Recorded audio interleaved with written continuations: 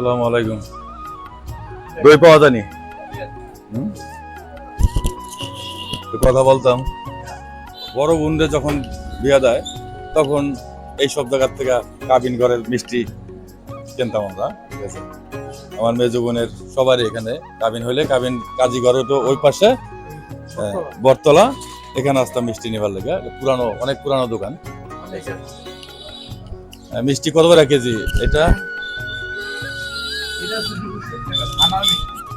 260 টাকা কেজি।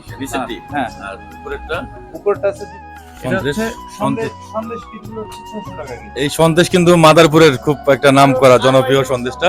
ঠিক আছে, যেমন এই যে একটা ছানা আছে, এই যে এই ছানাটাও 600 টাকা কেজি। অনেক পুরানো দোকান, মনে হয় আমার জন্মের আগে ইনশাল্লাহ। ঠিক আছে, 100 বছরের এই দোকান এটা। আসবেন, আমরা ওই যে মেহমানের জন্য মিষ্টি এবং দই আমরা এখান থেকে নিব ইনশাল্লাহ। সবসময় না এটা নিয়ে আসছি। ঠিক আছে।